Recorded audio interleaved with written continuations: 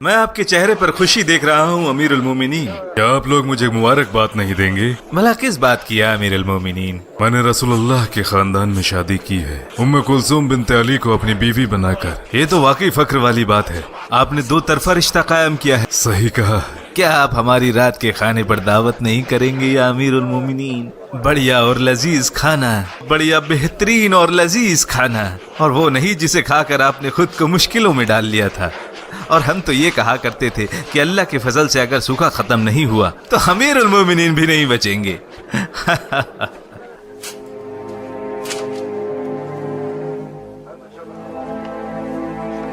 हाँ, जाइए।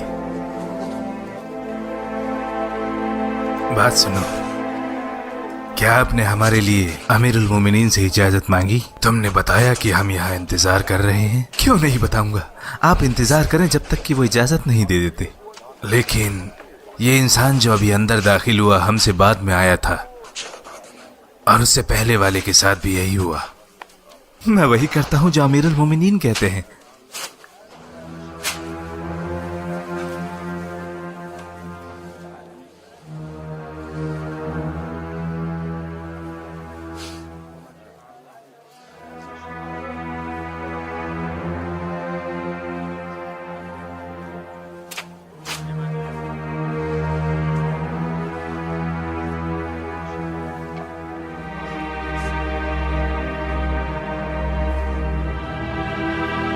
मेरा सब्र खत्म होता जा रहा है। मैं बाहर जा रहा हूँ। अगर कोई आना चाहता है तो मेरे साथ आ सकता है।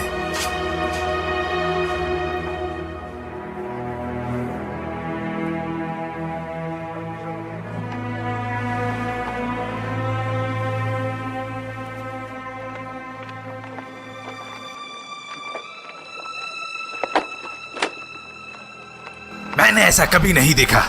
वो उन्हें अंदर बुलाता है जो हमारे गुलाम हुआ करते थे।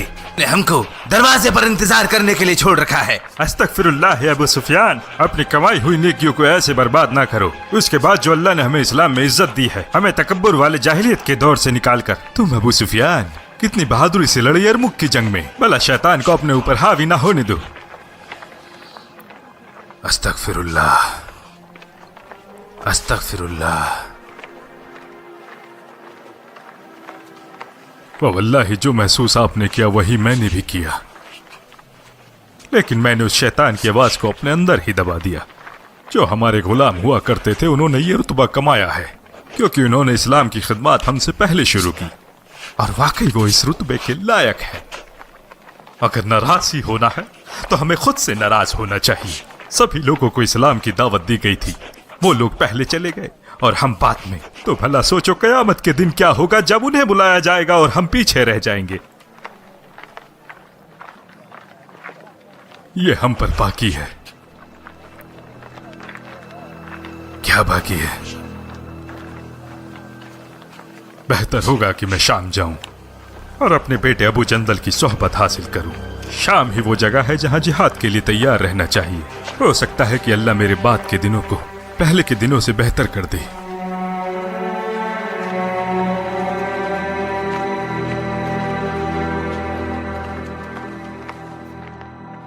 आप इस बात पर गौर नहीं करेंगे अमीरुल मोमिनीन? आपने उनको शाम में फौज की सिपह सालारी से महरूम कर दिया।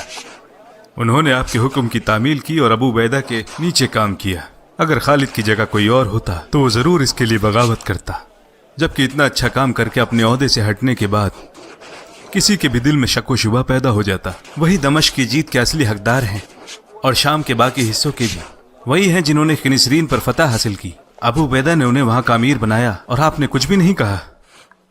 हाँ, मैंने तब कहा था अल्लाह अबू सुलेमान पर रहम करे, वो खुद मुख्तार हो गए। उनके मजबूत इरादों की वजह से अबू बैदा ने उन्हें कुछ नहीं कहा, बल्कि सिर्फ उनकी तारीफ ही की। और अब आप उन्हें इस ओहदे से भी महरूम करना चाहते हैं। मुझे डर है कि आप उनके दिल में शक पैदा कर रहे हैं, और पूरे मखजूम कबीले के। वो कहेंगे ये उमर ही है जो हमारे लोगों में कमियां ढूंढता रहता है। मैं वो नहीं हूं जो हर किसी में कमियां ढूंढता फिरे, बल्कि मैं अपने सभी अफसरान और अमीरों को एक मतअमली के दायरे में रखना चाहता हूं। मेरे लिए सभी लोग बराबर हैं। मैं आप दोनों में भी कोई फर्क नहीं समझता। मैंने उन्हें और बाकी अफसरान को यही नसीहत दी है कि उनके पास जो भी माल है उसे वो ज़ईफ और जरूरतमंद लोगों में बांट दें। ये उन लोगों को नहीं मिलना चाहिए जो पहले से ही ताकतवर हैं। जब वो रोमियो के खिलाफ हुई जंग से वापस लौटे तब उन्होंने 10,000 का तोहफा अलशाद इब्ने कैस अल किंदी और उसके कुछ खास लोगों को दिया, जो कि मेरी नसीहत के बिल्कुल खिलाफ है। क्या उन्हें अबू उबैदा से पहले बात नहीं करनी चाहिए थी, जिन पर पूरे शाम का जिम्मा है, या मुझसे बात करते? लेकिन वो खालिद है, उन्हें जो सही लगता है वही करते हैं। शायद उनके अपने कोई खास वजूहात हो। तो पहले मुझे बताने चाहिए थे, या तो मैं कबूल करता या नकार देता। मैंने अपनी हिकमत अमली पहले ही जाहिर कर दी थी जब मैंने यह ओहदा संभाला था। जो कोई भी मेरा अफसरान रहना चाहता है वो मेरी नसीहत माने, वरना दूर रहे।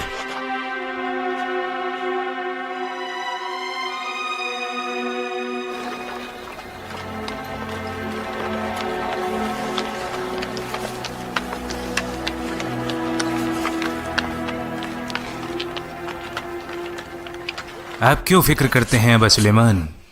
ये दुनिया हमारे लिए बस एक आजमाइश है, और ये आजमाइश तो उस आजमाइश के सामने कुछ भी नहीं। और हमारी नज़र में आपका रुतबा इससे कहीं ज़्यादा बड़ा है, और अल्लाह ने चाहा तो आपका रुतबा वहाँ और भी बड़ा होगा इंशाअल्लाह। और आने वाले वक्त में जब भी कभी शाम और इराक की फतेह की बात होगी तो उनमें सैफुल्लाह और उनके काम का जिक्र सबसे आगे होगा इंशाअल्लाह। और जो भी मुसलमान इन इलाकों में रहते हैं वो हमेशा आपके एहसानमंद रहेंगे। जैसा आपने कहा अबू उबैदा, जो कुछ भी अल्लाह का है वो यहां से ज्यादा बेहतर है। मेरा अपना नजरिया है और उमर का अपना, जबकि मैं यहां हूं और वो यहां नहीं है, मगर वो अमीरुल मोमिनीन है।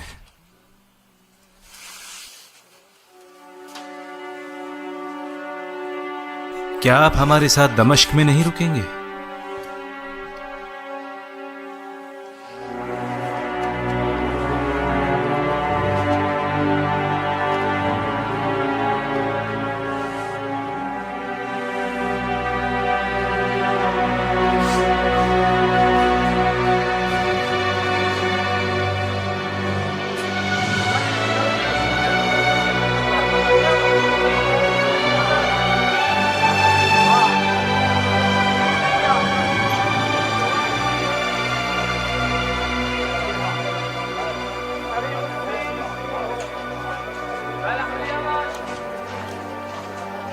अमीरुल मोमिनीन ने मुझे पूरे शाम का अमीर बनाया था।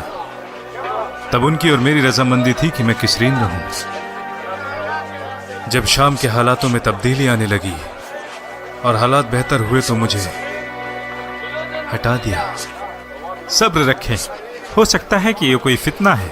अमीरुल मोमिनीन के रहते कभी ऐसा हो नहीं सकता ना।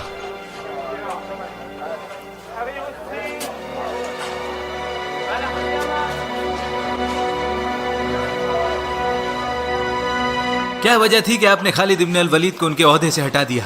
इसमें मेरी कोई निजी वजूहात नहीं थी, ना कोई खयाना। आपने पहले भी उन्हें हटाया था और इस बार भी आपने ऐसा ही किया, उन्हें हटाकर। बताइए भला क्या हासिल हुआ आपको? मैंने उन्हें ताकीद की थी कि सिर्फ कमजोर और जरूरतमंद लोगों की ही माशरे में मदद की जाए, बल्कि उन्होंने अमीरों का साथ दिया। वल्लाही मैं उनकी इज्जत करता हूँ और वो मेरे हबीब हैं। कोई भी मुझसे ज्यादा उनके लिए फिक्रमंद नहीं है। वल्लाही आपने ये ठीक नहीं किया उमर। आपने बनी मखजूम के एक इज्जतदार शख्स को हटा दिया जिन्हें खुद रसूलुल्लाह ने कमान सौंपी थी। आपने तो उनकी तलवार की धार ही खत्म कर दी। उसको मना किया जो चाहते थे रसूलुल्लाह, और बनु मखजूम के साथ अपने रिश्ते की बेहुरमती की है। इससे लोगों को पता चलेगा कि मेरी हिकमत अमली सभी के लिए बराबर है, और जहां तक मेरे खानदान के साथ रिश्ते का मामला है वो मेरा निजी मसला है, जो कि रियासत के मसलों में नहीं आता। आप अमीरुल मोमिनीन पर ज्यादा ही सख्त हो रहे हैं नौजवान। रहने दो, ये अबू सुलेमान के करीबी हैं। नौजवान होने के नाते इनके भाई के लिए इनका गुस्सा जायज है।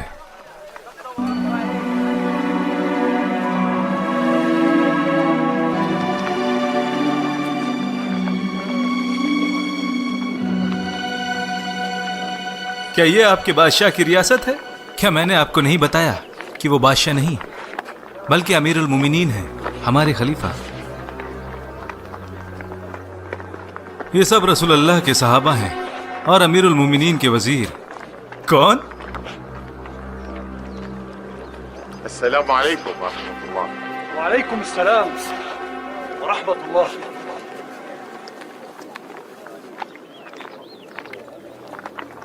मलिकुर रूम के सफीर हैं। कुस्तुनतुनिया के बादशाह की तरफ से अमन का पैगाम लेकर आए हैं और हमारे साथ अमन चाहते हैं। अमीरुल मोमिनीन और उनकी हिकमत अमली के बारे में कुछ जानना चाहते हैं। कहाँ है आपके हुक्मरान उमर? क्या मैं मिल सकता हूं?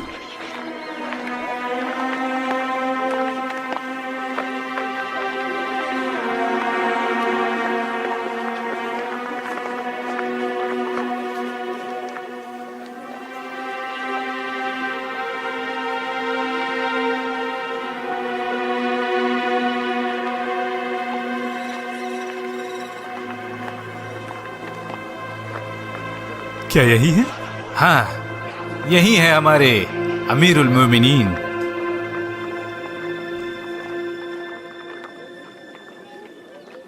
रोमी बादशाह के सफीर हैं या अमीरुल मोमिनीन, आपके लिए अमन और शांति का पैगाम लाए हैं। अल्लाहुम्मा इन्ना अंतस सलाम व मिनकस सलाम।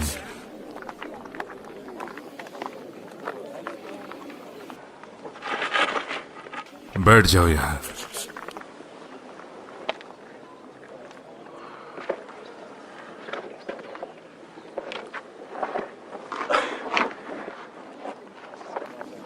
जो कुछ भी मैं देख रहा हूं बताने के लिए अल्फाज नहीं है। मैं यहां देखने आया था कि जिन फौजों ने हमसे शाम छीन लिया वो यहां से आती हैं, लेकिन मेरी हैरत यकीन में बदल गई और जहालत इल्म में बदल गई। मैं सिर्फ अपने बारे में बात कर रहा हूं और अपना निजी नजरिया आपके सामने रख रहा हूं। इंसान हमेशा अपने लिए हिकमत ढूंढता है और अपनी ही ख्वाहिशों के हाथों मजबूर हो जाता है। अगर कोई अपने दोस्तों से कुछ न सीख सका तो वो अपने दुश्मनों से बहुत कुछ सीख जाता है। सच है, एक इंसान जिसने इतने बड़े मुल्क की फौजों को शिकस्त दी, एक इंसान जो वाकई में इतना खौफनाक बादशाह है, वो इन हालातों में रहता है।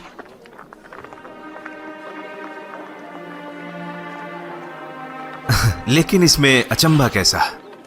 ऐसे भी बादशाह हैं जो नाइंसाफी करते हैं और तानाशाह हैं और उन्हें नींद भी नहीं आती खौफ से, घबराहट से। और आप खलीफा, मैं आपको आपके नाम से बुलाऊं उमर? और आप उमर इंसाफ पसंद, बेखौफ और सुकून से सोते हैं।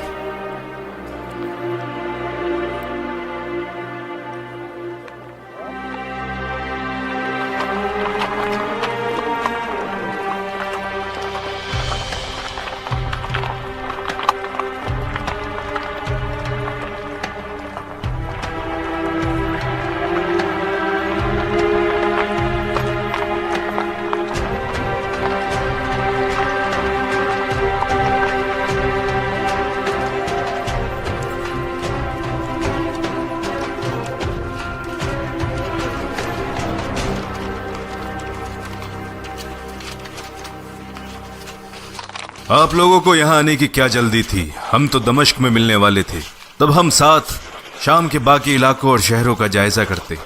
आपका वहां जाना ठीक नहीं अमीरुल मोमिनीन, क्योंकि वहां बीमारी फैल चुकी है, अमवा से फिलिस्तीन से लेकर मुल्क के सारे हिस्सों में, जिससे बहुत सी मौतें हो चुकी हैं। तब मेरे साथियों ने महसूस किया कि हम आपसे सार में मिलें और इस वबाई मर्ज के बारे में बताएं। अब यह हम आप पर छोड़ते हैं कि आप हमारे साथ आएंगे या वापस रसूल अल्लाह के मदीना लौटेंगे। मशवरा करें और फिर हमें बताएं। जहां तक मेरी बात है, मैं वापस जाऊंगा। जब आप अल्लाह की सना करते हैं और उससे सवाब हासिल करना चाहते हैं, ताकि कोई भी परेशानी आपको इसको हासिल करने से रोक सकती है। मुझे लगता है कि आपको वापस लौट जाना चाहिए अमीरुल मोमिनीन, जबकि ये बीमारी पूरी तरह फैल चुकी है। वहां जाना सही ना होगा जहां बीमारी पहले से ही फैल रही है, जब तक अल्लाह इसकी शिफा न दे। हम वापस जाएंगे इंशाअल्लाह। जो अल्लाह चाहता है वो नहीं करेंगे उमर? ये कहने वाले आप कौन होते हैं अबा उबैदा? हाँ, हम वहां नहीं जाएंगे अल्लाह ही के लिए। मान लो एक इंसान वादी में जाता है जहां दो इलाके हैं, एक जो पूरी तरह हरा भरा है और दूसरा बंजर। ये सच नहीं कि अगर वो अपनी भीड़ों को हरे भरे मैदान में लेकर जाता है तो ये अल्लाह की मर्जी है। आपने बिल्कुल सही कहा, मेरे पास इसका सबूत है। मैंने सुना है रसूलुल्लाह सल्लल्लाहु अलैहि वसल्लम को फरमाते हुए, अगर आपको किसी शहर में बीमारी फैलने का अंदेशा हो तो वहां ना जाओ, और अगर आप पहले से ही वहां हो तो फिर उससे बचने के लिए ना भागो। अल्हम्दुलिल्लाह, आपने हमारे शक को यकीन में बदल दिया। अब हमें चलना चाहिए।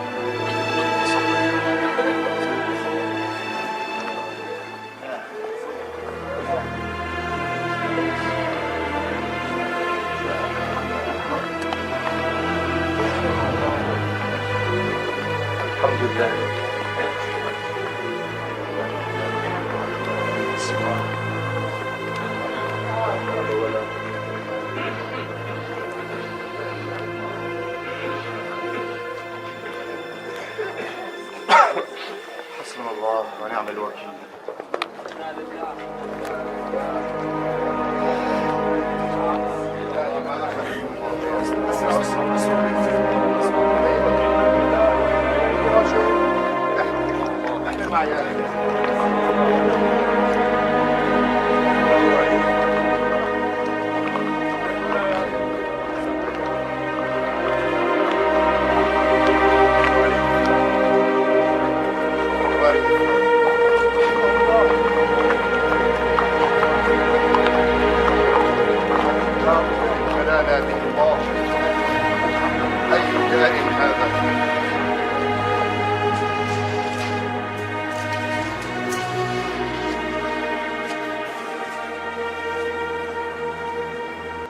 आप बिल्कुल ठीक हो जाएंगे अबा यजीद।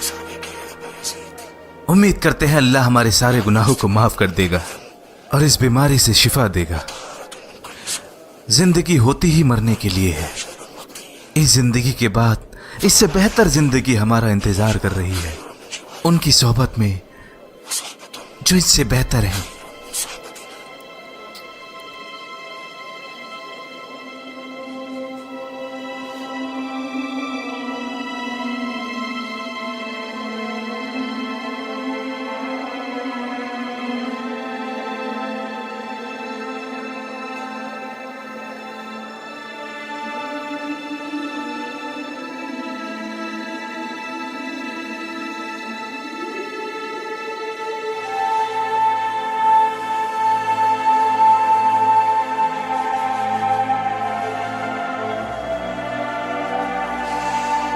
अस्तगफिरुल्लाह या अब्बा जी, अल्लाह हमें जन्नत में एक साथ मिलाए, मेरी अल्लाह से दुआ है। सब ठीक हो जाएगा, आप परेशान ना हो अब्बा जंदर। ये सब कुछ अल्लाह का है और अल्लाह के ही पास चला जाएगा। इन्ना लिल्लाह व इन्ना इलैहि राजिऊन।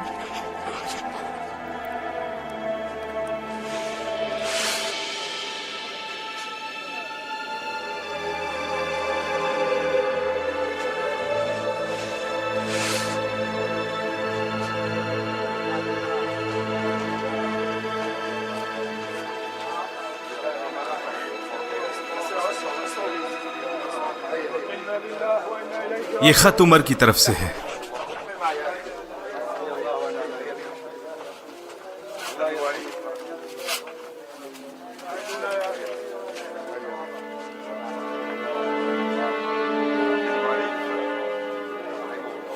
جواره الثرى رحمه الله. फरमाया, جلانا به الله. तुमने इन लोगों को निचले इलाकों में रख रखा है, उन्हें ऊंचे और हवादार इलाकों में ले जाओ। फवल्लाही, उन्होंने बिल्कुल सही कहा। मैंने भी कुछ समझदार यहूदियों को कहते सुना, बैतुल मक़दस में इसके लिए अच्छे इंतजामात की ज़रूरत होगी। लोगों को पहाड़ों पर ले जाना, फिर उनके लिए वहाँ खाने पीने और सोने का इंतज़ाम करना। अगर अल्लाह मुझे ज़िंदगी देता है तो मैं ज़रूर ये काम करूँगा। جواره الثرى رحمه الله. يا رب جلانا به الله. أي داء هذا؟ أي داء؟ क्या आपने गौर किया कि ये बड़े कमज़ोर हो चले हैं? ये खुद को बिल्कुल भी आराम नहीं देते, बीमारों से मिलते हैं और लोगों से बात करते हैं। अल्लाह करे वैसा ही हो जैसा आपने कहा है।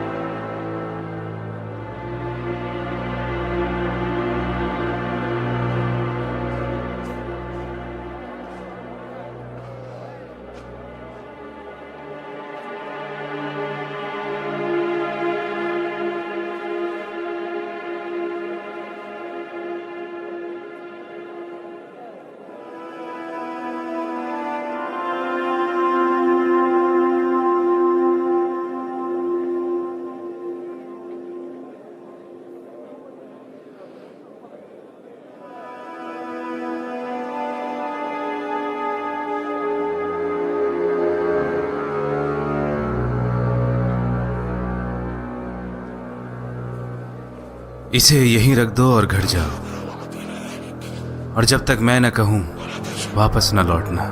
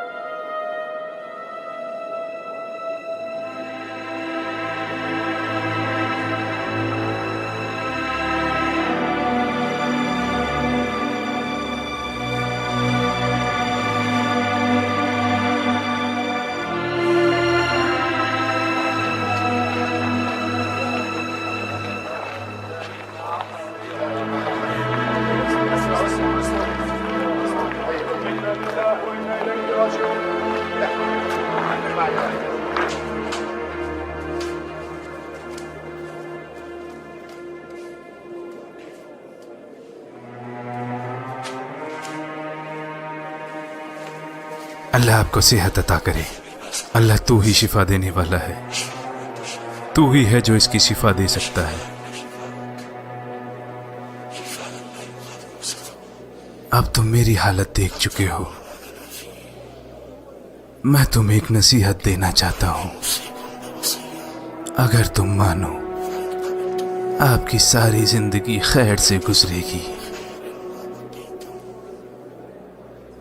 ज़कात दिया करो और नमाज पढ़ा करो, रोजे रखो, हज और उम्रा किया करो, एक दूसरे के साथ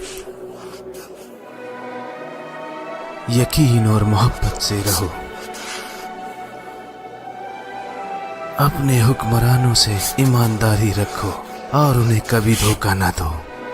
इस दुनियाई ख्वाहिशात में मत खो जाना, चाहे किसी की उम्र 1000 साल ही क्यों ना हो। उसे अल्लाह से जरूर मिलना है और मौत बरहक है, जैसा तुम देखते हो।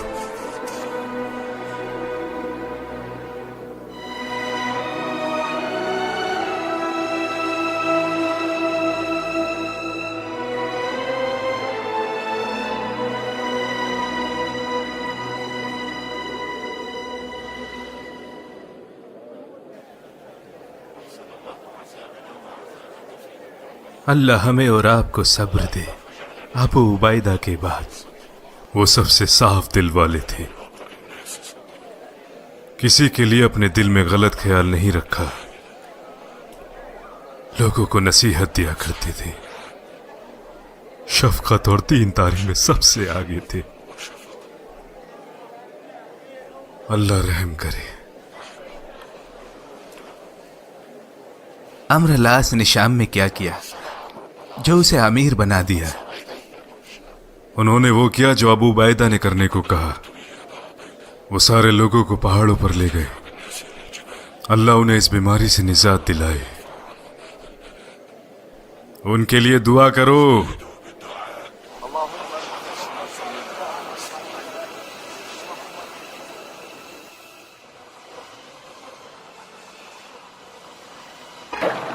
देखो,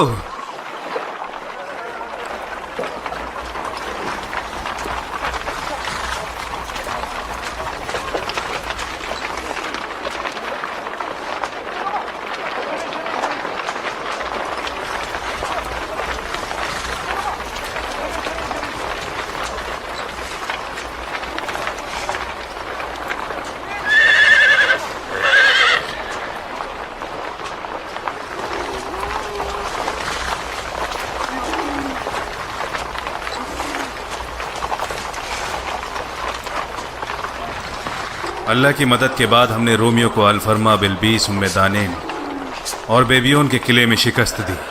अब ये सारे इलाके हमारे कब्जे में आ गए हैं और हम जैसे जैसे आगे बढ़े मिस्र के लोगों ने हमारा साथ दिया।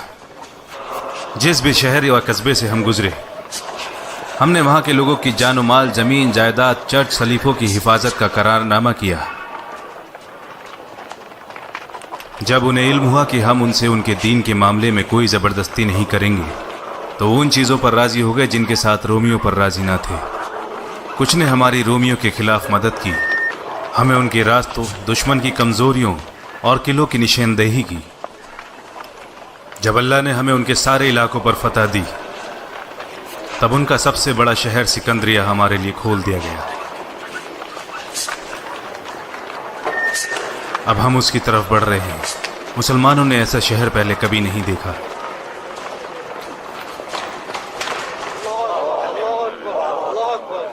अल्लाह अम्र को खैर दे। वो कौल और तदबीर से जंग लड़ता है, जबकि दूसरे लोग तलवार से लड़ते हैं। उनकी जंगें शदीद नहीं होती दूसरों की जंगों की तरह, जहां ताकत और दहशत का माहौल बर्पा होता है। जैसा हमने सुना, मिस्र के लोगों की रोमियो के खिलाफ काफी गहरी शिकायतें थीं। वो वाकई में उनसे छुटकारा पाना चाहते थे।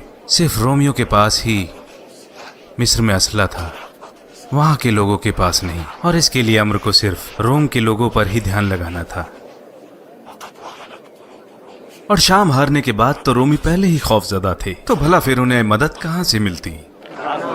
आपकी बातों से लगता है अम्र ने कुछ किया ही नहीं। माज़अल्लाह, हमारा अजीम फतह वो है जो दोनों तरफ से बिना खून बहाए मिल जाए। हमारा मकसद मुसलमानों से तबाही भरी जंगें कराना नहीं है, और ना ही दुश्मन को बुरी तरीके से मसलना।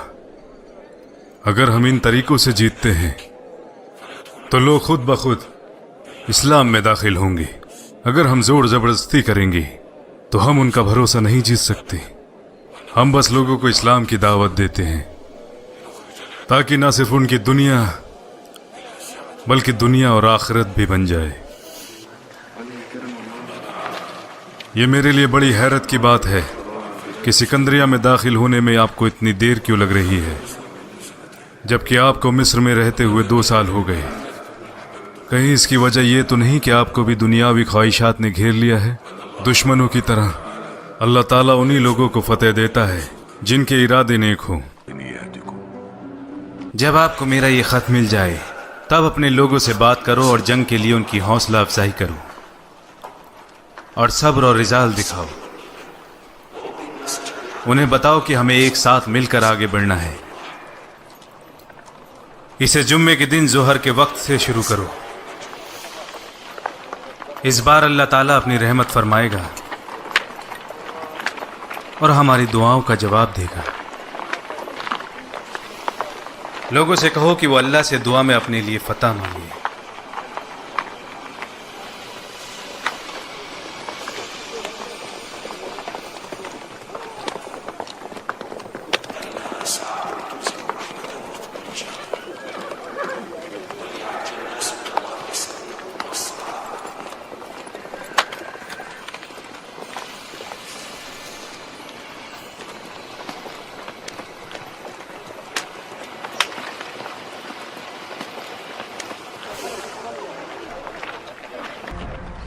हिकमत, ये हिकमत और दीन का शहर है। दिल और दिमाग, जिस्म और रूह, दीन और दुनिया, ये हमें पाबंद करते हैं कि हम इस अजीम शहर के अमानतदार रहें। अपनी अक्ल लगाओ और अपने दिलों से पूछ कर देखो। लोग कहते हैं कि मुकौकिस बूढ़ा हो चला है और उसके इरादे कमज़ोर हो चुके हैं और मैं अब इस शहर की रखवाली नहीं कर सकता। ये ही नहीं बल्कि कुछ लोग तो मुझ पर दीन से फिर जाने का इल्ज़ाम लगा रहे हैं।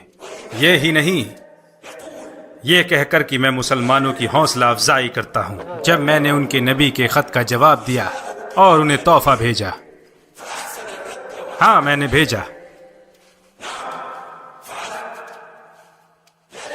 लेकिन वो मुसलमानों की हौसला अफजाई के लिए नहीं और ना ही अपने अकीदे में कमज़ोरी की वजह से, बल्कि ये उस हिकमत की वजह से जो मैंने उस शहर से सीखी है।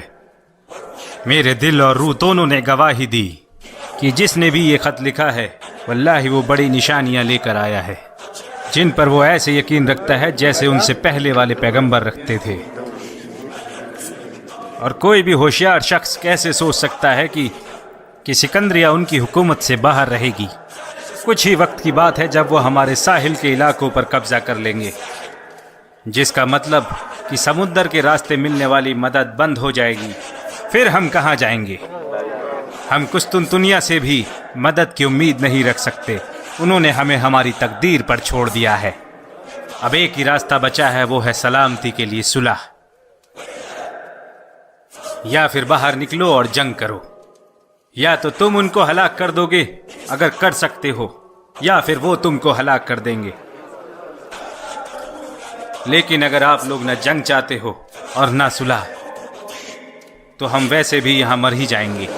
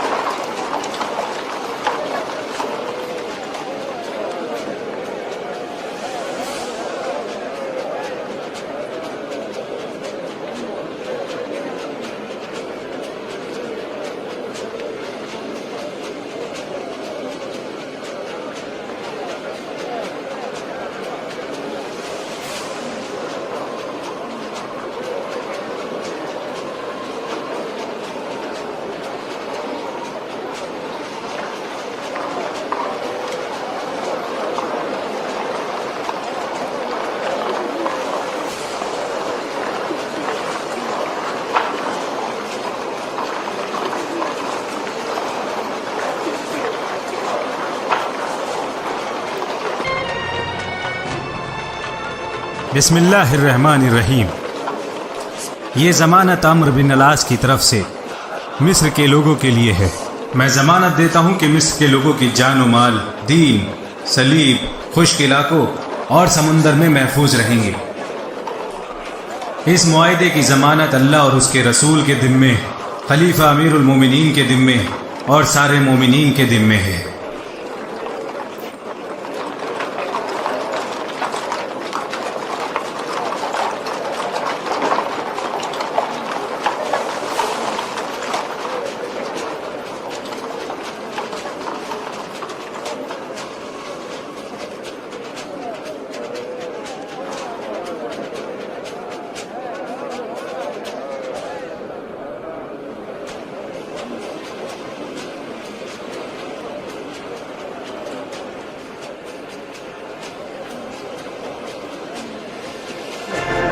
ए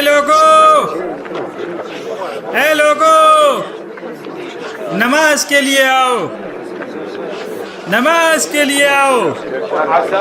ए लोगो,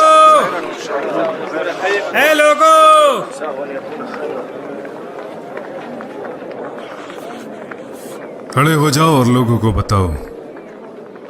मैं अम्र बिन अलास का सफ़ीर हूँ और अमीरुल मोमिनीन के पास आया हूँ। मैं खुशखबरी देना चाहता हूं कि अल्लाह ने हमें सिकंदरिया पर फतह दी है, यानी कि मिस्र अब मुसलमानों के मातहत है। शुरुआत से लेकर आखिर तक हमें अल्लाह का शुक्रगुजार रहना चाहिए।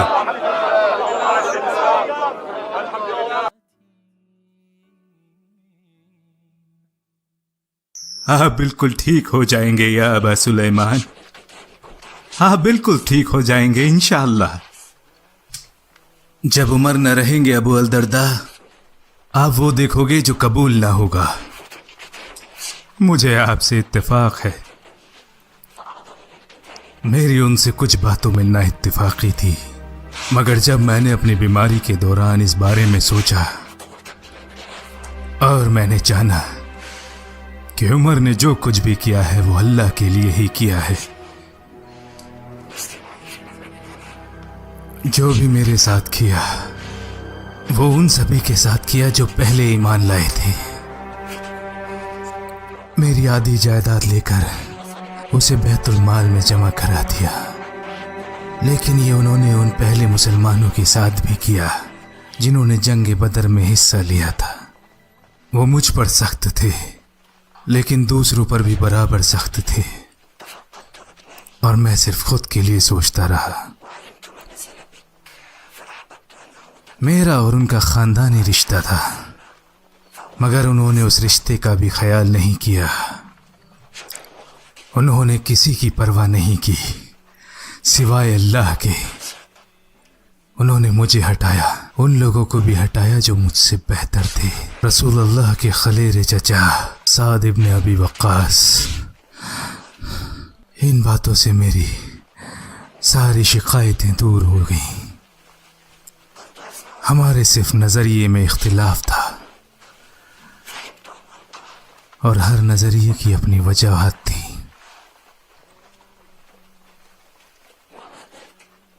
अगर मैं ना रहूं तो अमीरुल मोमिनीन को बताना कि मैं उनके नाम अपनी वसीयत, अपनी जायदाद, अपनी बेटी और किए गए वादे देता हूं। उठाओ मुझे, उठाओ मुझे।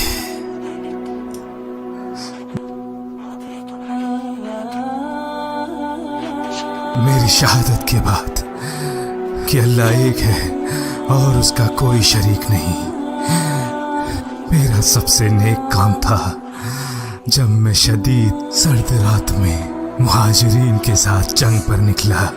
पूरे असले के साथ आसमान से बारिश हो रही थी और मैं सुबह का इंतजार कर रहा था कि मैं कुफ्फारों पर हमला कर सकूं।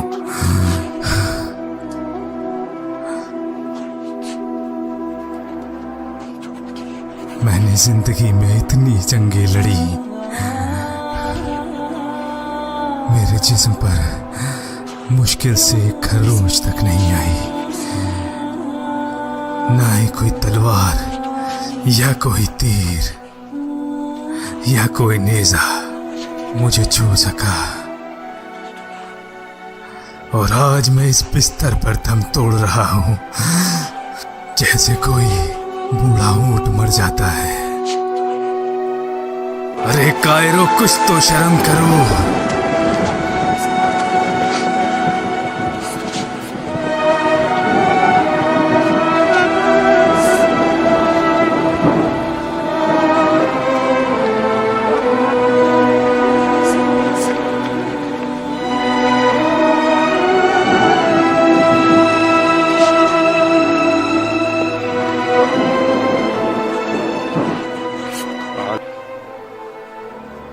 अबू सुलेमान की मौत का सदमा हम सब पर तारी है।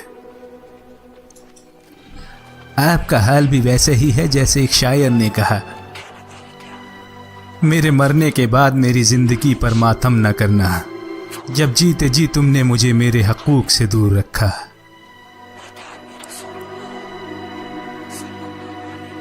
मुझे उनकी मौत का अफसोस है। ये इस्लाम के लिए नाकाबिले तलाफी नुकसान है। वो वाकई अपने दुश्मनों पर बहुत सख्त थे। एक अच्छे किरदार के मालिक अल्लाह सुलेमान पर अपनी रहमत रखे। जो कुछ भी अल्लाह ने उनके लिए सोचा है वो यहां से बेहतर है। उनकी मौत ने हमें महरूम कर दी। क्या काबिल तारीफ जिंदगी गुजारी। मैंने देखा है कि ये दुनिया किसी को नहीं बख्शती। अल्लाह अबू बकर पर रहम करे, अल्लाह अबू बकर पर रहम करे।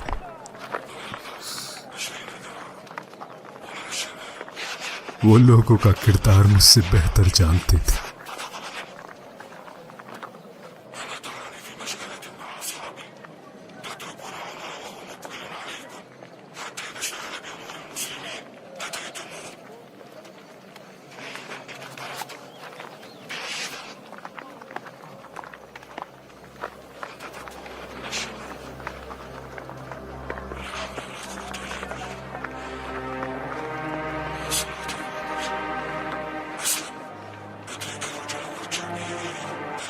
अमीरुल मोमिनीन घर पर नहीं है, तो हम उनसे कहाँ मिल सकते हैं?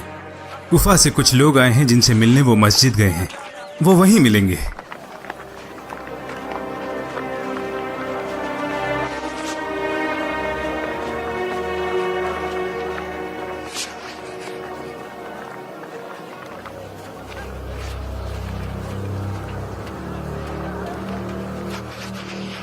उमर कहाँ है?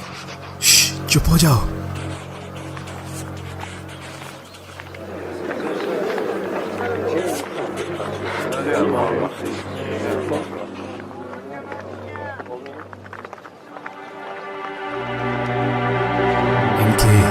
इनके मुहाफिज और मुलाजिम कहाँ हैं? ना ही कोई मुहाफिज है, ना कोई मुलाजिम और ना सरकारी दफ्तर। फिर तो इनको नबी होना चाहिए। नहीं, इनके अमाल अंबिया की तरह हैं।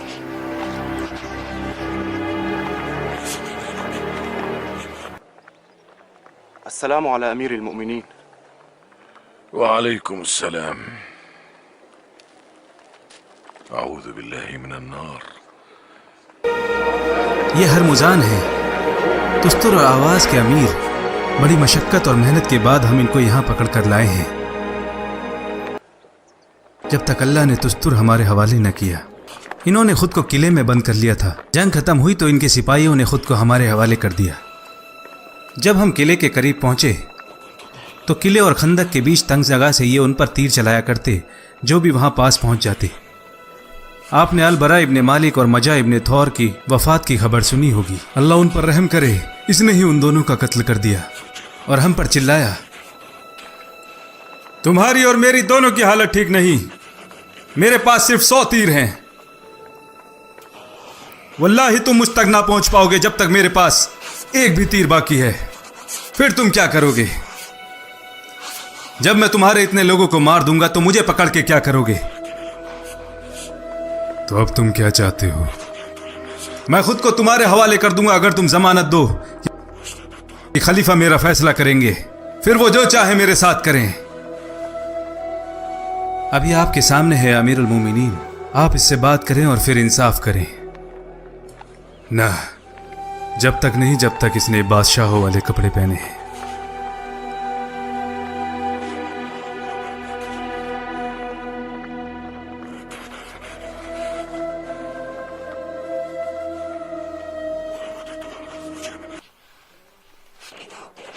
या हुरमजान, गद्दारी का नतीजा और अल्लाह का फैसला देखकर तुम्हें क्या लगा? या उमर, इस्लाम से पहले हमने आपको शिकस्त दी थी, तो फिर अल्लाह ना तुम्हारे साथ था ना हमारे साथ। जब वो तुम्हारे साथ था तो तुमने हरा दिया। तुमने जाहिलियत के दौर में हमें शिकस्त दी क्योंकि तुम सब लोग एक थे और हम फिरकों में बटे थे। आज तुम्हारे पास दोबारा गद्दारी करने का क्या सबब है? हर दफा अमन के बाद गद्दारी करते हो। तुमने खुद को कुछ अच्छे मुसलमानों और असहाब रसूलुल्लाह के हाथों मरने के लिए छोड़ दिया है। गद्दारी के बदले मौत है।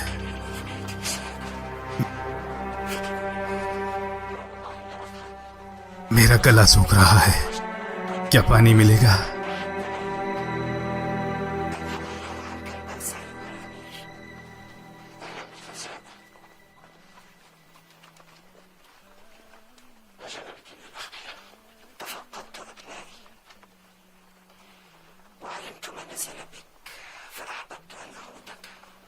भला तुम्हारे हाथ क्यों इस तरीके से कांप रहे हैं?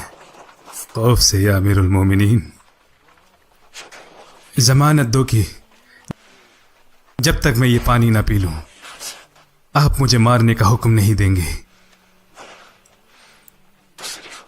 जब तक तुम ये पानी नहीं पीते तब तक।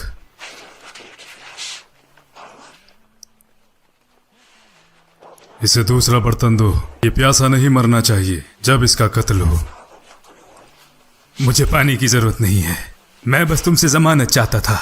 मैं तुम्हें मार दूंगा। आपने जमानत दी है, झूठ बोलते हो। ये सच कह रहा है अमीरुल मोमिनीन, आपने जमानत दी है। क्या बात करते हो अनस? इसने तुम्हारे भाई अलबरा और बाकी साहबाओं का कत्ल किया है। मैं अलबरा इब्ने मालिक और माजा के कातिल को जमानत दूंगा। यह हक की बात है अमीरुल मोमिनीन, बदले की नहीं। हाँ, आपने बताया कि ये तब तक महफूज है जब तक कि ये पानी नहीं पीता, और इसने नहीं पिया। अनस इब्ने मलिक ने सच कहा।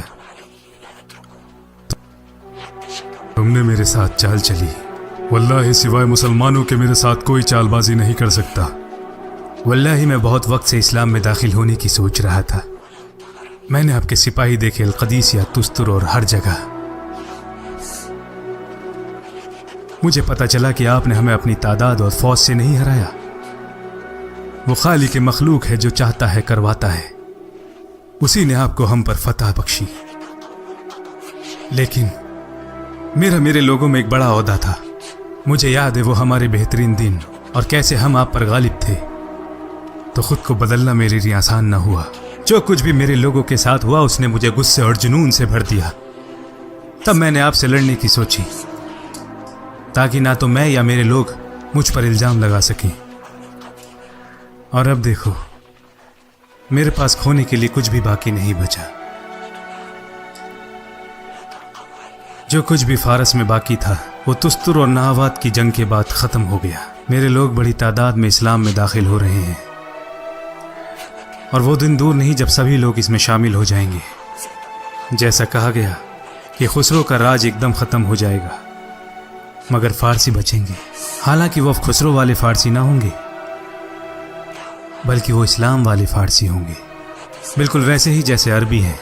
अरबी जाहिलियत और बुत परस्ती में मुब्तिला थे, लेकिन बुत परस्ती खत्म हुई और अरबी बाकी है, और वो अब मुस्लिम अरब बन चुके हैं। तो मैं मुसलमान क्यों नहीं हो सकता? मैं भी बनूंगा। मैंने सही कहा।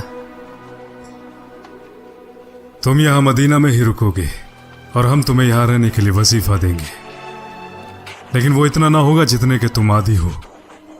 भला मुझे ज्यादा की जरूरत क्यों होगी जब उसकी जरूरत ही नहीं बची? अपने भाई को इस्लाम सिखाओ।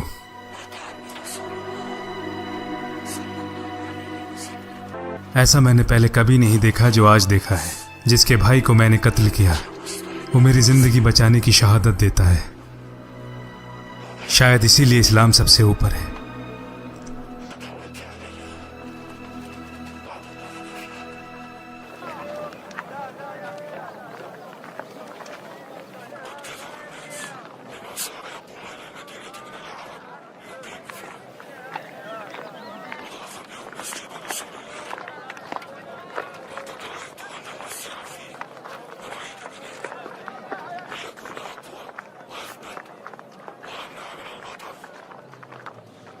मैं खलीफातुल उमर से कहाँ मिल सकता हूँ? वहां मस्जिद में।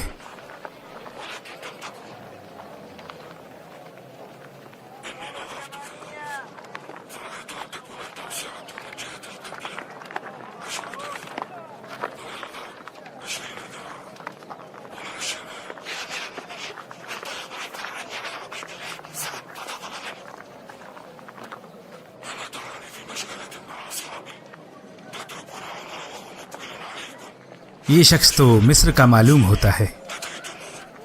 यहाँ पर खलीफा कौन है? इतनी दूर का सफर तय करके कैसे आना हुआ? गुजारिश करने खलीफा। तो फिर तुम बिल्कुल ठीक जगह आए हो। बैठ जाओ और बताओ मुझे। मिस्र में हम घुड़दौड़ करते थे। उस दौड़ में मेरा और मोहम्मद इब्ने अम्र इब्ने अलास का घोड़ा भी था। मिस्र के अमीर, जब मेरा घोड़ा जीता और लोगों ने इसकी शहादत दी, मोहम्मद इब्ने अम्र ने इस पर नाइत्तेफाकी दिखाई वो खड़े हुए और अपनी छड़ी से मुझे मारा। ये मेरी तरफ से है शरीफ के बच्चे। अब मैं आपके पास इंसाफ की गुहार लेकर आया हूं, क्योंकि वो तो अमीर का बेटा है और मुझे डर है कि वो अपने बेटे की ही तरफदारी करेंगे।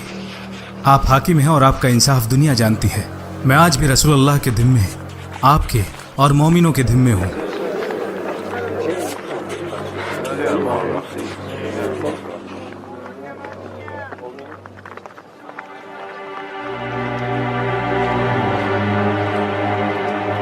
यहीं रुको जब तक वो नहीं आती।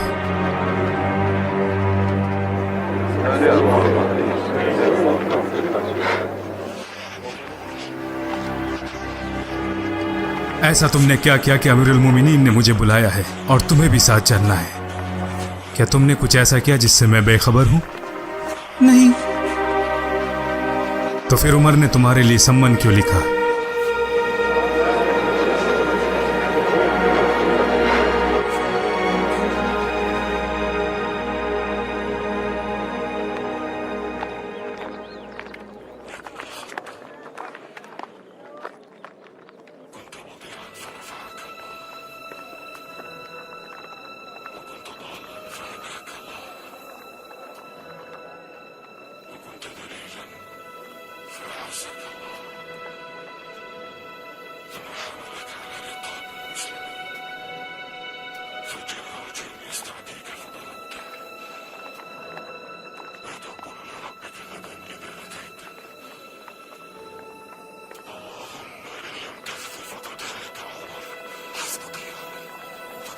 वो मिस्री कहाँ है? मैं यहां हूं।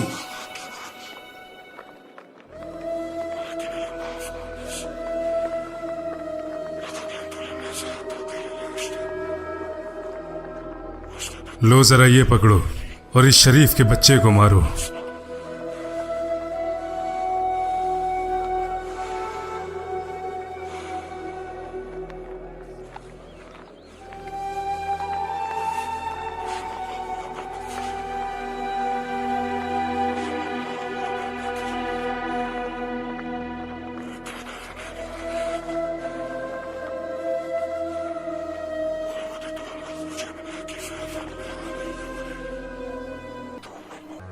मारो उसे,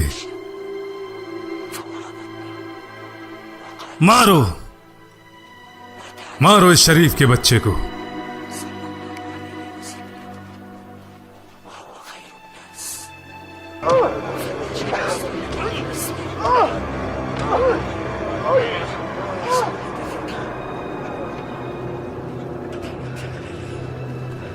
क्या तुम्हें इंसाफ मिला? हाँ, मुझे बिल्कुल मिला। तो फिर अब इसे अम्र के सिर पर मारो। वल्लाही इसने इसलिए तुम्हें मारा कि इसका बाप सुल्तान है।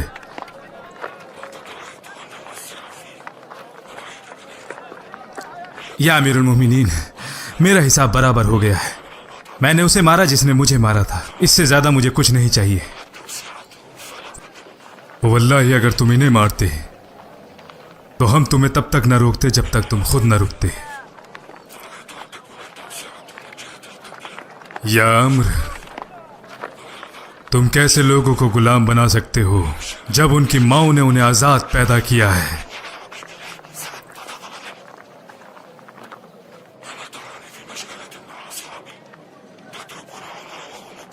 आप मुझ पर बहुत सख्त थे अमीरुल मोमिनीन। आपको नहीं लगता कि इससे लोग अपने अमीरों के नाफरमाबरदार हो जाएंगे? अगर ये उसके लिए है जो हक है तो ये वही है जो हम चाहते हैं। या अम्र, रियासत का मतलब ये नहीं होता कि आप अपने लोगों को डराएं, बल्कि उन्हें हिफाजत दें और इज्जत दें। उन्हें नाइंसाफी से बचाएं और ध्यान रखें कि कमज़ोरों पर कोई जुल्म न कर सके और दाइफ महफूज हो जाएंगे। ध्यान रहे कि जालिम गरीबों का हक न छीन सके। रियासत का काम उन्हें महफूज रखना है, ना कि उनकी बेहुरमती करना। तब वो अपने इंसाफ पसंद और आदिल अमीर का साथ देंगे, वरना हाकिम और हिकमत दोनों ही एक साथ तबाह हो जाएंगे।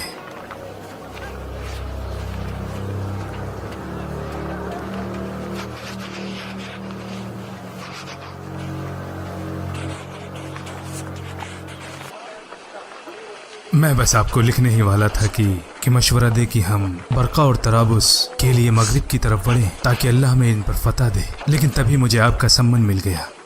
क्या सोचते हैं आप? नहीं, ऐसा बिल्कुल न करना। मुझे लगता है हम पहले ही काफी आगे आ चुके हैं। इन इलाकों में इस्लाम का दायरा पहले ही बढ़ चुका है। बेहतर होगा हम अपने अहकामात से लोगों का ख्याल रख सकें और इन इलाकों में खुशहाली लाएं। ज़्यादा तादाद में यहाँ लोग मुसलमान हो रहे हैं और उनके अकायद भी मजबूत हो रहे हैं, तो वो पड़ोसी इलाकों में जाकर हमारी मदद करेंगे। तो इस वक्त ज़्यादा बोझ ना बढ़ाओ और पहले हमारे कंधे मजबूत हो जाने दो। क्या ये अलमुगीरा इब्न शुबा है?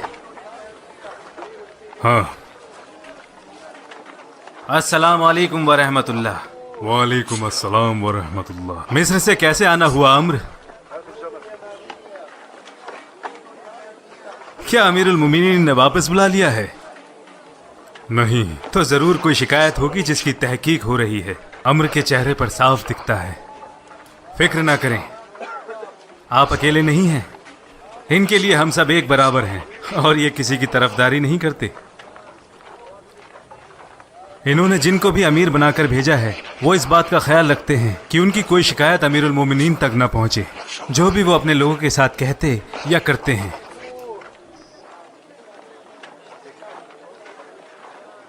यह है फैरूज अबू लुलू। इसको बाकी फारसी सिपाहियों के साथ नाहवांद की जंग में बंदी बनाया गया था। तब से ये मेरे साथ था और जब मैं मदीना वापस आया तो इसको भी अपने साथ ले लिया। ये गोला फेंक बनाने के कारखाने में काम करता था। अपनी रोज की कमाई से 4 दरहम मुझे देता और बाकी खुद रखता था। वल्लाही कोई भी इसकी तरह गोला फेंक नहीं बना सकता। ये एक माहिर नक्काश और तराशने वाला भी है और इसके हाथों के हुनर का तो कोई जवाब ही नहीं।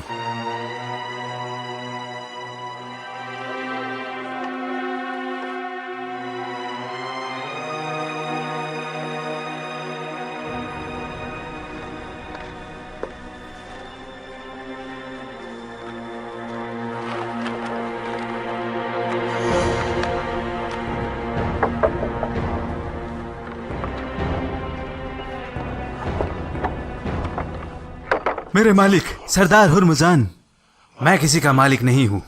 वो दिन जा चुके। क्या तुम भूल गए हो हम कहां पर हैं?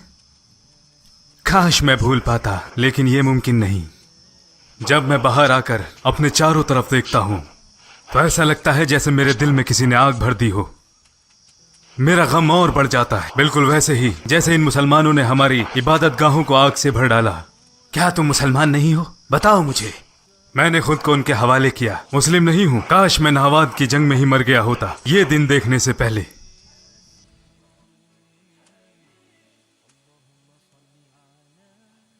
ना तो मुसलमानों ने हमारी इबादत गाहों को आग से भरा और ना ही किसी को अपने दीन में आने के लिए जबरदस्ती की। लेकिन जो हमारे लोग इस्लाम अपना चुके हैं या इस्लाम अपनाने जा रहे हैं, उनके लिए कई अरबों की फतह नहीं थी जब उन्होंने फारसी मुल्क पर कब्जा किया, और हमारे जो लोग वहां से भागे उन्होंने खुद को ज़ुरिस्तान की पाक आग के हवाले कर दिया। बिल्कुल वैसे ही जैसे अरबों ने बुतों को पूजकर खुद को तबाह कर लिया। मालिक, मैं ना तो ज्यादा इबादत गाहों में जाता हूँ और ना ही मुझे दीन की ज्यादा परवाह है। जब से फारस हमारे हाथ से निकला है मुझे लगा कि पाक आग ने पहले ही आगाह किया कि हमारा मुल्क खत्म होने वाला है। माफ करना मालिक, मैं नाहवाद की फौज में बस एक सिपाही था, मगर आप अजीम सिपा सालार अल हुरमुजान, तुस्तुर और आवाज के अमीर, आप कैसे इस्लाम में आने को राजी हो गए? तुम जानते भी हो क्या कह रहे हो फैरूज? और क्या तुम? मैं ये और किसी से नहीं कह सकता मालिक, लेकिन जो आग मेरे सीने में जल रही है उसका अंदाजा भी किसी को नहीं। ये मेरे सीने को जला डालेगी। जब भी मैं इन अरबों को देखता हूं तो मेरे दिमाग में अरबों की वो पुरानी सूरत याद आ जाती है। ये जंगली अरबी, इनके बादशाह भी हमारे बादशाहों के यहाँ नौकर हुआ करते थे और आज ये हमारे रहनुमा हैं। कहते हैं ये फैरूज अबू लुलू है, अलमुगीरा इब्न शुबा का खादिम। हमारे वो दिन अब जा चुके हैं और शायद अब वापस नहीं आने वाले। जैसा कुरान में लिखा है, होने दो, आज उनका दिन है कल हमारा दिन भी आएगा।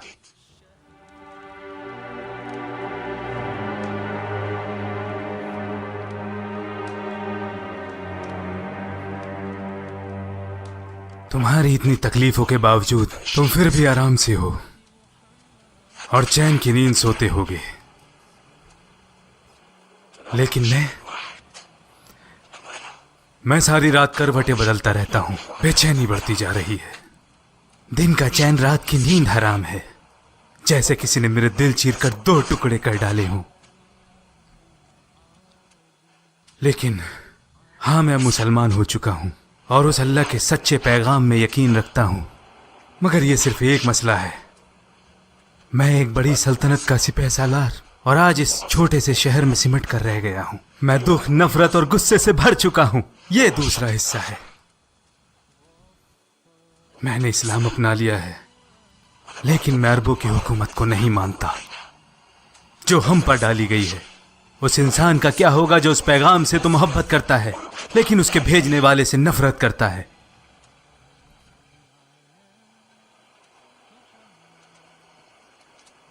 ये मैं क्या कह रहा हूं?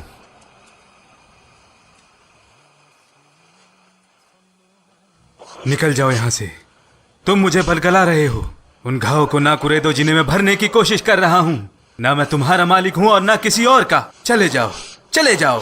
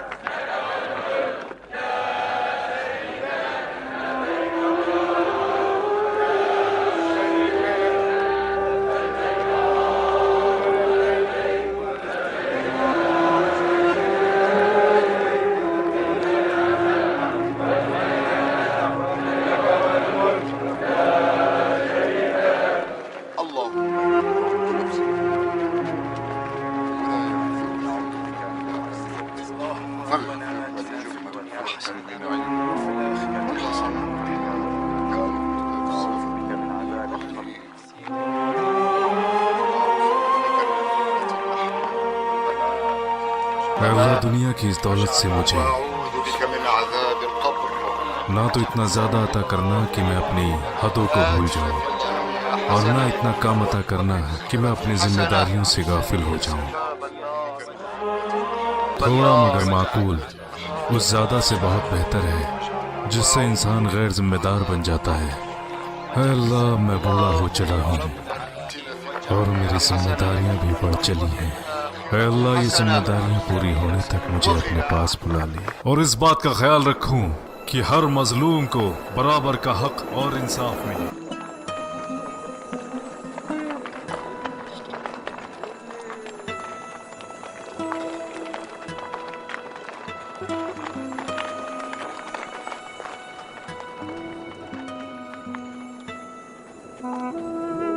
क्या हम यहाँ रुकेंगे या अमीरुल मोमिनीन? आप किस लिए रो रहे हैं या अमीरुल मोमिनीन? मैं शुक्रगुजार हूँ उस मालिक का, और मुझे अपनी आजमाइश का भी डर है। ला इलाहा इल्लल्लाह अल अलीयुल अज़ीम। वो जिसे चाहता है नवाज देता है। उस वादी में मैं अपने आप को गल खत्ताब के ऊंट चराते हुए देख रहा हूं। वो बहुत गलीज और सख्त इंसान थे, मुझ पर बहुत ज्यादती करते थे और मुझको मारते पीटते थे। मगर आज मेरे और अल्लाह के दरमियान कोई भी नहीं है।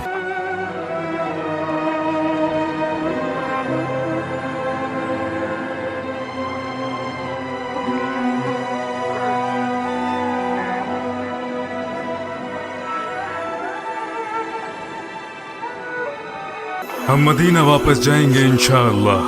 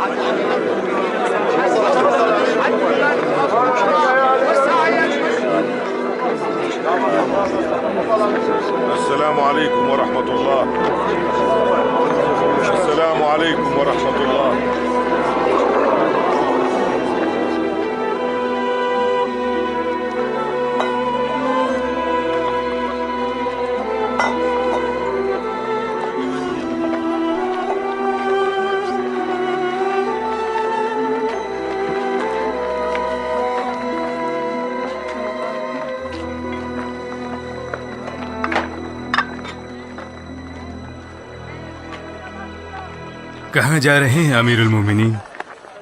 एक ऊँट कहीं भाग गया है, बस उसी को ढूंढने जा रहा हूँ।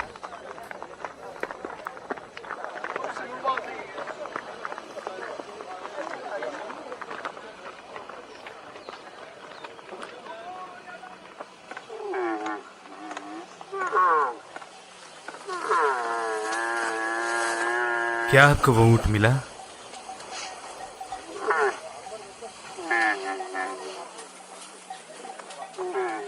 अल्लाह आपके बाद वाले खलीफाओं को भी तौफीक दे अमीरुल मोमिनीन। मुझ पर इल्जाम न लगाओ अबू अल हसन। वल्लाही जिसने रसूलुल्लाह को हक के साथ भेजा, अगर एक भेड़ भी यहां से गलत तरीके से इराक पहुंची, मुझे डर है क़यामत के दिन उसकी जिम्मेदारी उमर की होगी। और अगर गलती से भी कोई घोड़ा इराक से आया तो डर है कि अल्लाह सवाल करेगा कि क्यों तुमने उसे वापस नहीं भेजा।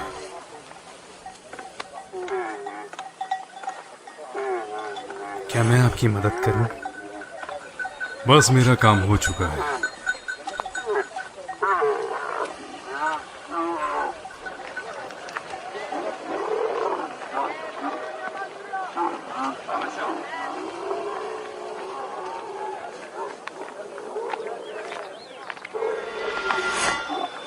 इसके बारे में क्या सोचते हैं?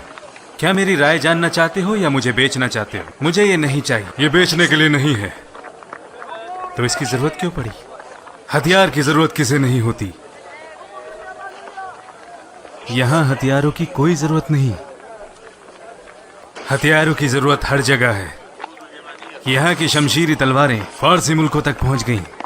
हथियार वही करते हैं जो उनके मालिक हुक्म देते हैं, और उनका मालिक यहाँ है। वो तुम्हारे ही नहीं, मेरे भी मालिक हैं।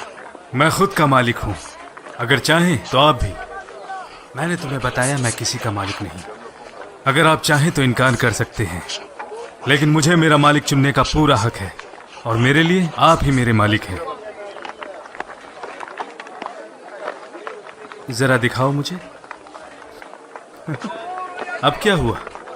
क्या तुम मुझे अब इसे छूने और देखने भी नहीं दोगे? मैं आपको बस तकलीफ नहीं पहुंचाना चाहता। क्या मैं खंजर को भी नहीं संभाल सकता? क्या मेरे इतने बुरे दिन आ गए? तुम जानते भी हो ना कि तुम किससे बात कर रहे हो। वल्लाही, क्या तुमने इस खंजर को जहर में डुबोया है? क्या चल रहा है तुम्हारे दिमाग में? दूर हो जाओ मुझसे, दूर हो जाओ, दूर हो जाओ।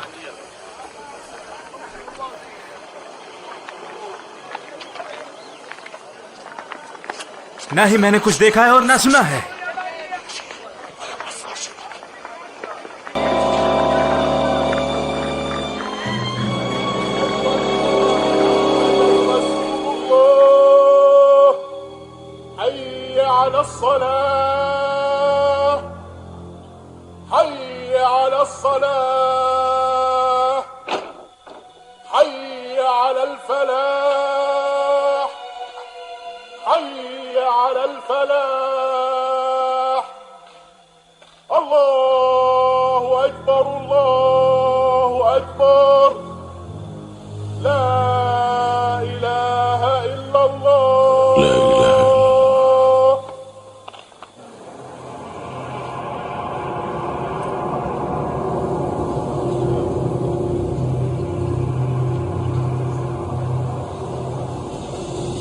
आप लोग अपनी सफ़ों को सीधा कर लें। सभी लोग सफ़े सीधी कर लें। अल्लाह आप पर रहम करे।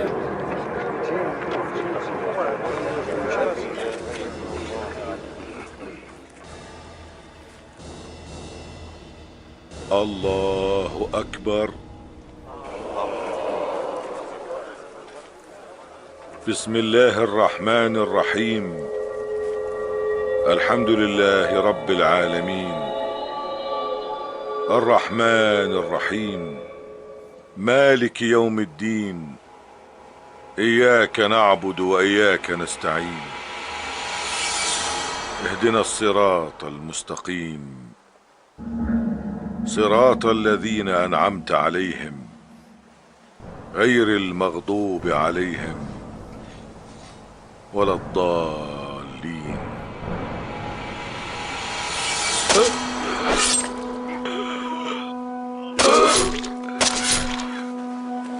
أيها اللعين!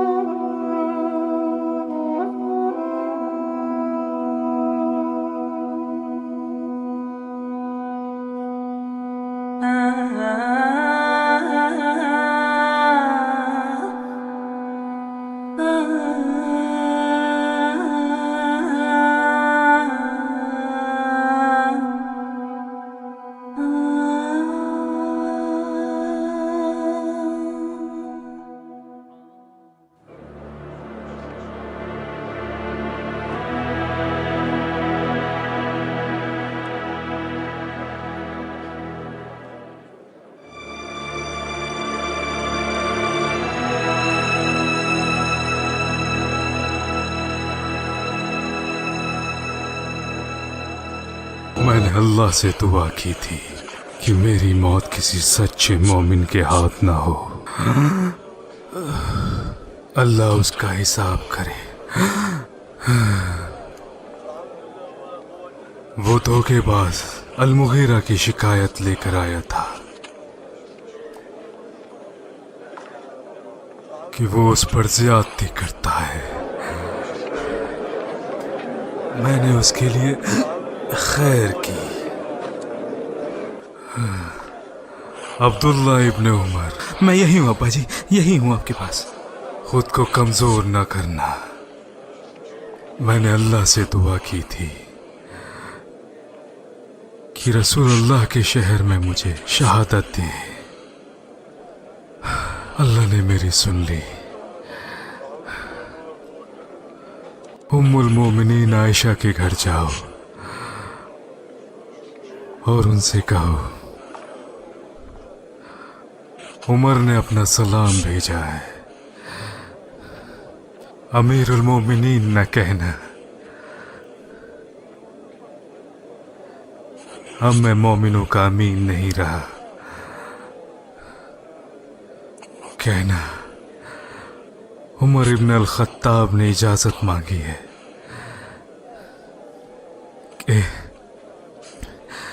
कि वो अपने दोनों साथियों के साथ दफन होना चाहते हैं। हम आपकी सलामती की दुआ करते हैं अमीर अल-मोमिनीन। अल्लाह आपको जज़ाए खैर दे। आपने इस्लाम को मजबूती दी है और सारी दुनिया में इंसाफ कायम किया है। वो इंसान मगरूर है जो तारीफ के लिए काम करता है। मैं रसूलुल्लाह का साथी हूं और वो मुझसे खुश थे। मैं अबू बकर का साथी हूं, उनकी इताअत की, उनका साथ ना छोड़ा। इससे ज्यादा खौफ मुझे कुछ ना था कि मैं आप लोगों का हाकिम हूं। मैंने चाहा कि अल्लाह उस वक्त उठाए कि ना मेरे खिलाफ कुछ हो और ना मेरे लिए। और अब जब मेरा वक्त आ चुका है तो मैं इस वक्त में मैं मुसलमानों के लिए वसीयत करना चाहता हूं ताकि मेरे बाद इनमें आपस में ना इत्तेफाकी पैदा ना हो जाए। मैं राय देना चाहता हूँ आप किसे तैनात करें अमीर अल-मोमिनीन। खुद आपका जानशीन अब्दुल्ला इब्न उमर। ये बात अल्लाह को नागवार गुजरेगी। वल्लाही हमने कभी हिकमत नहीं चाही। उमर के खानदान को इसमें न डाले। पता नहीं उमर अल्लाह को जवाब दे पाएगा भी या नहीं। अगर हमने सही किया तो अल्लाह उसका असर देगा और अगर गलती की तो सारी खता हमारी। इस कुनबे को जोड़ने के लिए मैंने बहुत मेहनत की है और इसकी एवज में मुझे कोई इनाम नहीं चाहिए, ना ही मेरे खानदान को। मैंने किसी लालच के तहत ये काम नहीं किया। अब मैं बाकी की जिम्मेदारी आप 6 लोगों पर छोड़कर जाता हूं। मशवरा करें। मैं जानता हूं अल्लाह के नबी आप लोगों से बहुत खुश थे। उस्मान, वाली, तलहा अल जुबैर, अब्दुर्रहमान इब्न औफ,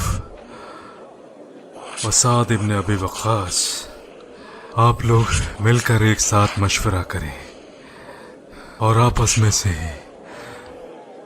किसी एक को चुन लें।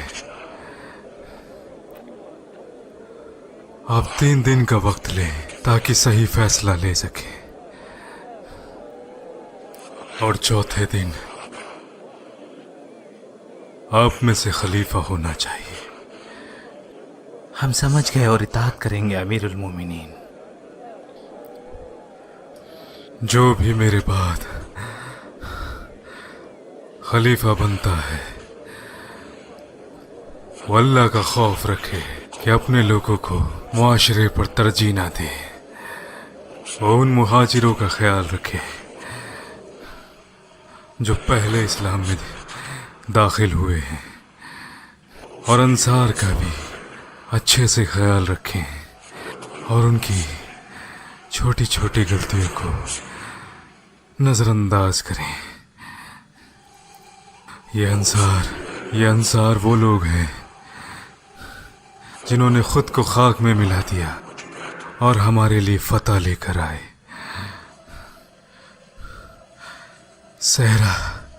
सहरा के लोगों का भी ख्याल रखें क्योंकि यही इस्लाम की असल जड़ है जिन पर इस्लाम मजबूती से टिका है। मुझे उम्मीद है कि गैर मुस्लिमों का भी मुस्लिम रियासतों में अच्छे से ख्याल रखा जाएगा। उन पर वो शरायत न लगाएं जो सही मायने में वो दे नहीं सकते।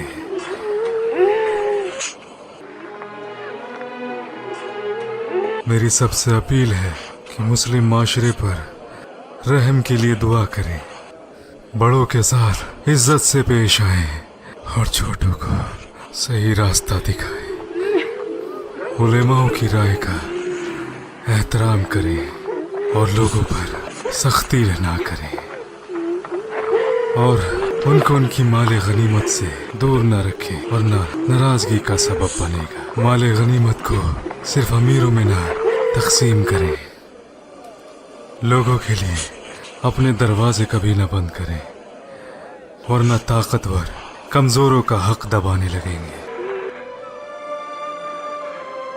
هذه وصيتي إلى من يخلفني وأشهد الله عليه